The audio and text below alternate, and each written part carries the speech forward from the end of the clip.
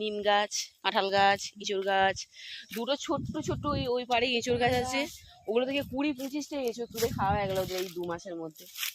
পান গাছ, পান গাছ কই? পান গাছ পর্যন্ত আছে, ইয়ে দিয়েছে আবার ডালা দিয়েছে।